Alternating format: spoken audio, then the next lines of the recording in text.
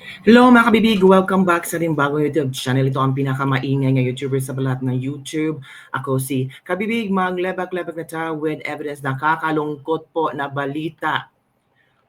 Pagkalapag ni Pangulong Duterte sa NAIA, agad inaresto at dinala sa Camp Crame na walang abogado.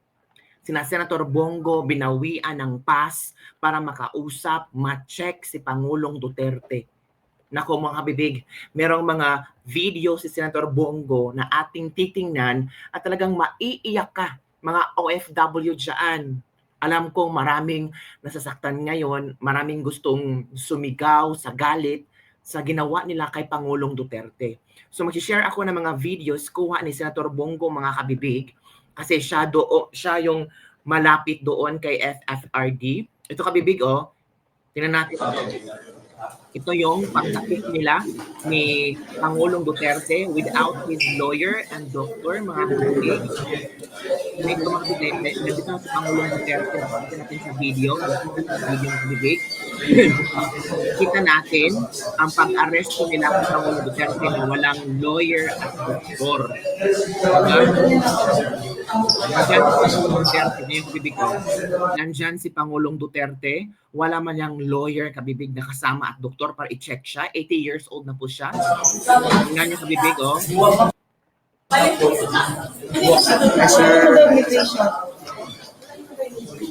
Yan mga kabibig, ang pag-aresto ni Pangulong Duterte. Nakakaiyak lang na dating presidente nagserbisyo sa atin noong panahon ng pandemic.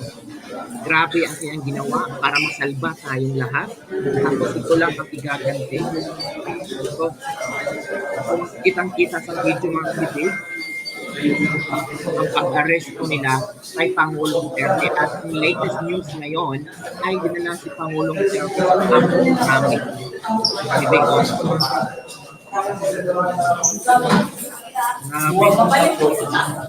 pero Pangulong Duterte cool na cool lang talaga mga kabibig, di ba? Pero kalaban si Pangulong Duterte. Yan mga kabibig, na natin. So, may mga videos pa ngayon mga kabibig, hintayin natin ha. Itong kay ito mga kabibig. Hello? Kay Senator Bongo. Ma'am? Hello?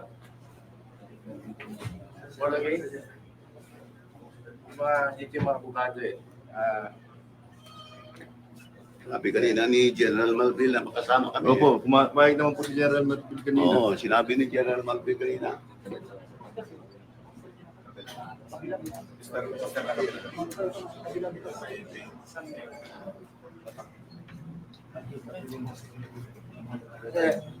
Hindi pwede pumasok. Nandito po kami ngayon, mga abogado, ni dating Pangulong Duterte, at dito rin po yung doktor niya. Alam po, hindi kami pinadaan. May instruction po si Ruth, no? Hindi kami papasukin. Constitutional right po yan, yung medical, nandito yung mga doktor.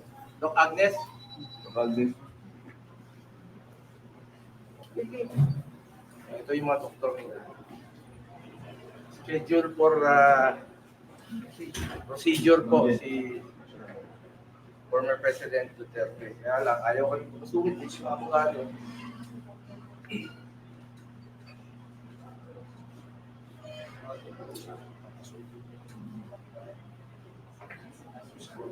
Under instruction incident, making them record we are being prevented from proceeding to see the President. Yan mga kabibig, ang ginawa ni Senator Bongo, pero ang instruction is bawal talaga silang papasukin. I know. Grabe, nandiyan ang mga medical doctors ni Pangulong Duterte. I think si Pangulong Duterte ay nakasakay sa van na ilan.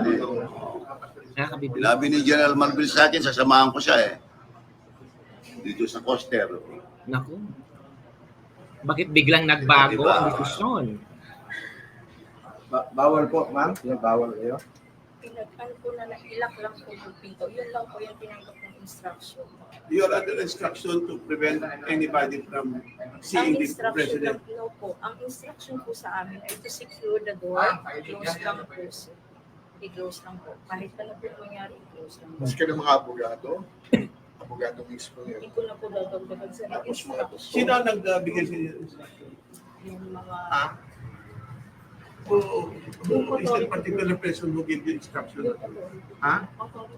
Sinong authority? Mga security na Sinong officer, authority? yung Naku po. about din po sa susunod-sunod po.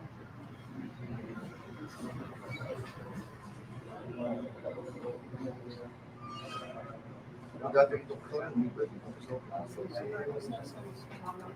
Grabe mga kabibig.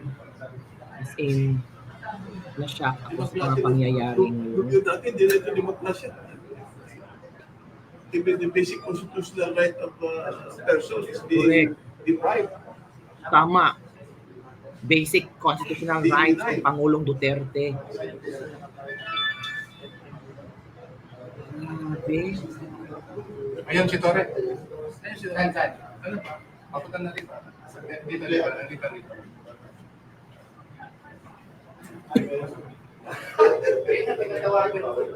Meron kami yung agreement eh.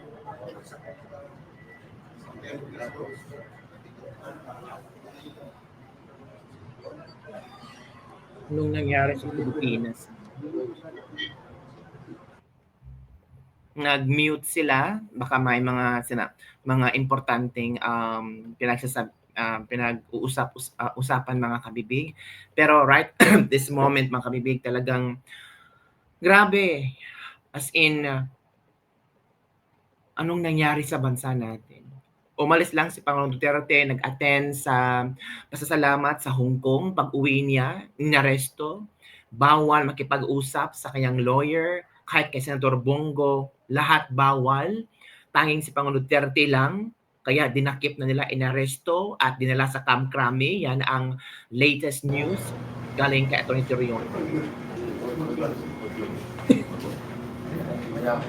Aligaga na si Senator Bongo. Oh. Nasaan ba si Senator Bato de la Rosa? Kahit mga abogado lang ni kakampi. Doktor. Abogado, doktor. Kahit yun lang, boss. Ayaw daw, doktor. Constitutional right yan ng bawat Pilipino. Ako. Importante po ang Dami nila kalusugan. Dati Pangulo, 80 years old na po siya sa March 28. Malis na. Tayo. Wala tayong magawa daw umalis. So, hanapin natin ang latest vlog, ang latest live ni Senator Bongo mga kabibig, kung saan kanyang sinisikap na matulungan si si Pangulong Duterte. Ito na kabibig ha, ang latest live ni Senator Bongo mga kabibig. So, manood tayo. Tingnan natin kung nasaan ba yun. Ito na. Okay, give me a moment mga kabibig. Nag-update talaga si Senator Bongo. po kami kay dating Pangulong Duterte. Kasama ko po ang niya. At reviewin muna natin ang kanyang kalusugan. Dahil kahapon may reklamo po siya, sumasakit ang kanyang likod ay sa kanyang pamilya. Kalusugan ka ng bigong. Dala po kami ng kagamitan ng ambulansya. Importante po at karapatan ng bawat Pilipino. Unahin ang kalusugan. Tama. 80 years old ang bigong. Right po yan. Ang medical.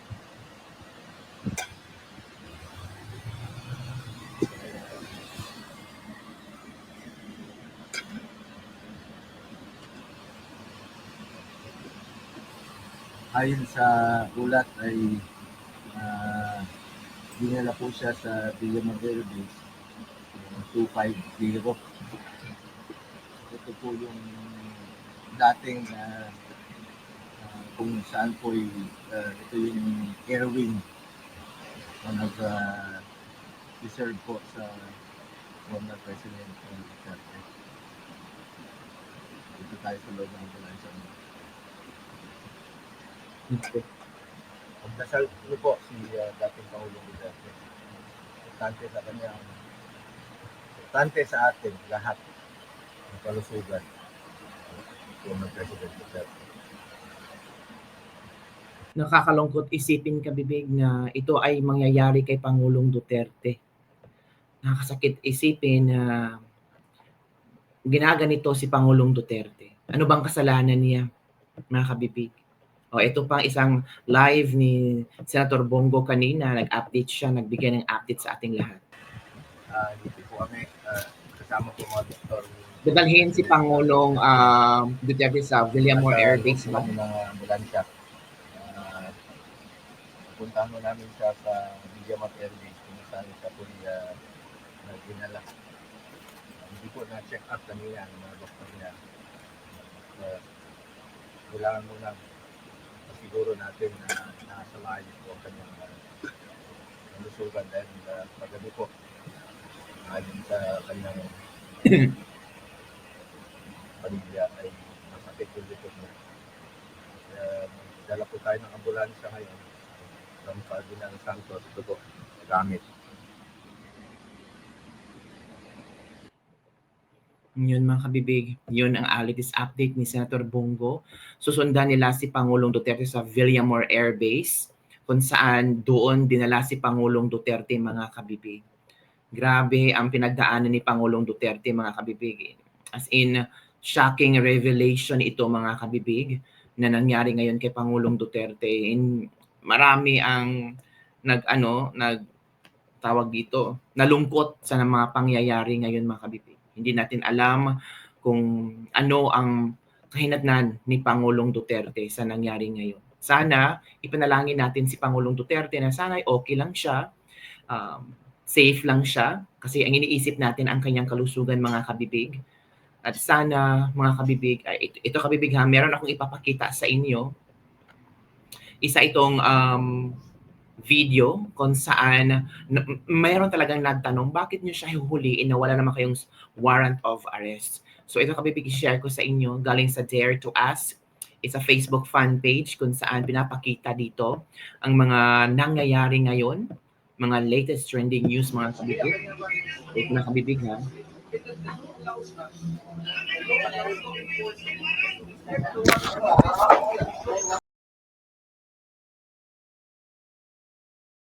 Medyo hindi maganda ang signal natin ngayon. So, wait for a while mga kabibig ha. Share ko lang ito, video na to. Wait for a while.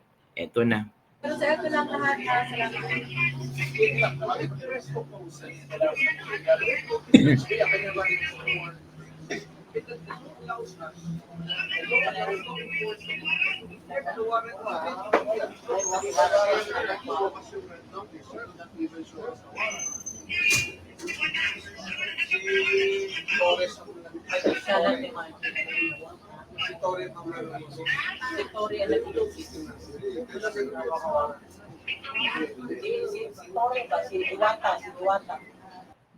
Nako po mga kabibig. Ay, ano nangyari? Ito naman po ang live ni Duterte Youth Party List. Sinundan nila si Pangulong Duterte mga kabibig kung saan papunta. So panoorin natin mga kabibig. Share ko lang talaga sa yung kabibig ang mga latest kaganapan ngayon sa anong nangyari kay Pangulong Duterte. Si Pangulong Duterte hindi dito, mukhang mula sa loob. Ito, pakita ko sa inyo. Ay, huwag mo na yabante. Ayan, merong mga... Grabe, ang daming pulis. Grabe. Ano nangyari sa Pilipinas, oy? Ng pulis.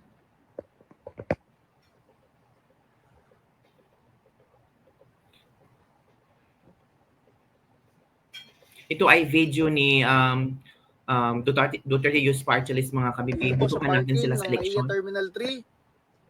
Meron po mga truck ng pulis.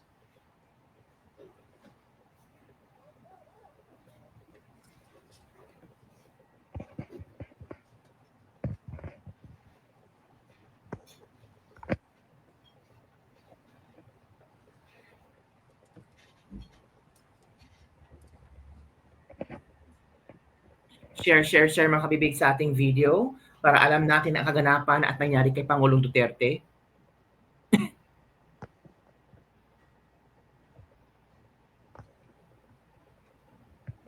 Isang truck na naman ng pulis. Daming truck ng pulis ha.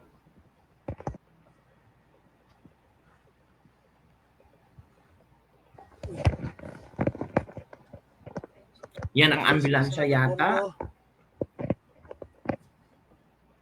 Hindi si Senator Bongo, oh. Kinausap na media. Sa loob, puro CIDG. Grabe.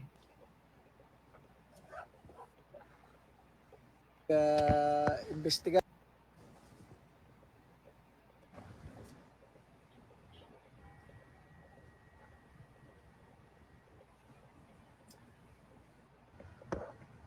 Dami ha. Pinaghandaan talaga. Baka nung nalaman nila na si Pangulong Duterte ay hindi papuntang Davao, agad pinupull out posible yung mga pulis nandun sa Davao kasi wala nang pulis sa Davao ngayon. Lahat ay nasa Manila na yata, mga kabibig. Ang taas, ang daming pulis, mga kabibig. Wanted ba si Pangulong Duterte? Diba? Yan yung kabibig, oh. Dami. Grabe.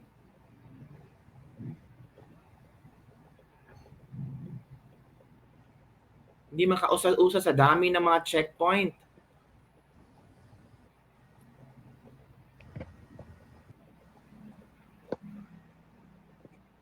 Sinasamahan po natin yung convoy ni Senador Bongo dahil So yun na nga mga kabibig, ang latest ngayon.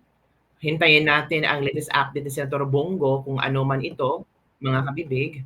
At hayaan natin na sana manalangin tayo mga kabibig. Grabe. Manalangin tayo mga kabibig. As in, ang sakit lang isipin na ganito ang nangyayari ngayon. Di ba?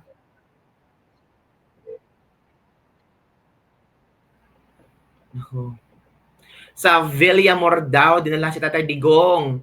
Then better not to touch hair of him from Maricar Seriano. Nasa Villamor Air Base daw si Pangulong Duterte, mga kabibig. Yan ang latest updates ngayon, mga kabibig. Nako, grabe. Ito kabibig ha, may panood akong live sa inyo. Kuhang-kuha, ang agent ng bayan. Mga latest trending news to. Ito mga kabibig. Anak, apo, sino pong anak, sir? Si Kitty po. Si Kitty. Ayun. Okay na. Salamat po. Ay, sir, last na lang, sir. Against his will po, yung pagka-aresto kaya... Hindi ko pa po masasagot sa ngayon. But, sumusunod naman po sa batas. He is a lawyer, abogado po si... Anong gagawin yung hakbang kung didiretso na siya, kunin na siya ng Interpol, pwede ba yun? Legal muna, legal. Sir, bailable na po yung inciting to sedition? Magbe-bail po ba? Hindi ko po alam anong kasong sinampa sa kanya. Okay na. Thank you, sir. Salamat. Yan po, no? At yun po, anuhan natin si Senator Bongo. At ngayon po, dito po si Dr. Loren Badoy. Hello. Grabe ang Pilipinas. Hello. Ano po masasabi ninyo, Doktora? Kung kagulo, kaya nilang gawin kahit kanino ito. Walang arrest warrant, walang kahit na ano. No? So, yan yung ginawa nito mong ano. He was whisked away. Yeah. No comment po na. Attorney, but have you verified? Pero wala naman. Kuya Philip, Agent Morales, ano masasabi niyo dito sa pangyayari?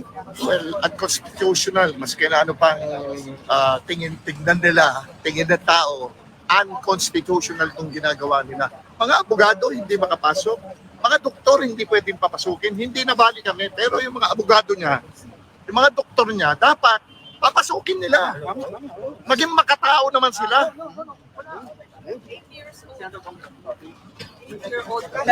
Meron siyang medical procedure bukas.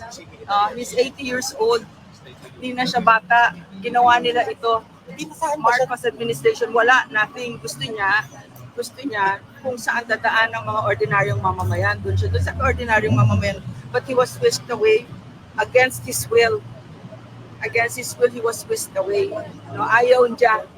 Pero yan ang ginawa sa kanya. No, so, anong ginagawa nitong administrasyon ito, di ba? Kung kaya talaga nilang gawin ito kay President Rodrigo Roa Duterte, nobody is safe in this country anymore. Yung saligang batas natin talagang winawasak na ngayon right before our very eyes. AFP, PNP, makinig na kayo. Makinig kayo, gusto nyo ba ito? Dr. Loren, wala raw talagang arrest warrant na nakita. There's none, Marlon. Wala talaga. Zero. Tapos wala man lang siyang kaming doktor. Diba? Meron tayong doktor, may mga abogado, wala. And he resisted it. He said, He said, nasaan? Ayoko dito sa kung saan dumadaan ng ordinaryong mamamayan. Dahil ordinaryong mamamayan ako. Di ba? Pero wala, he was whisked away. And now we cannot even get near him. Di ba demokrasya tayo? Di ba meron tayong mga karapatan? Pero wala nang karapatan. Wala nang karapatan kung si Rodrigo Roa Duterte hinapakan at kinuhaan ng karapatan lahat ng Pilipino. Kaya ayaw mo si Duterte, even if you hate him, kahit na sino ka pa, wala ka ng karapatan. Yan ang maliwanag na message ngayon. Kahit to sila Attorney Torion and Attorney Rodriguez, bilang mga abogado, hindi raw pinapapasok. Yes, oo.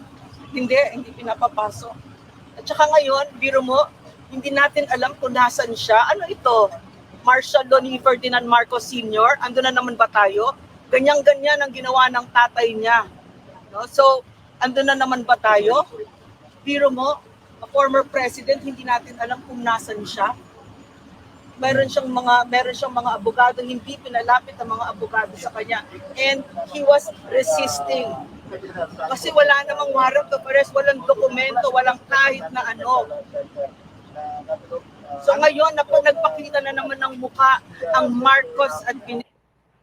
So yun mga kabibig ang nangyari. So share. Don't forget to like, subscribe, and share this video para sa mga trending news at para updated kayo sa kung ano ang mga nangyayari.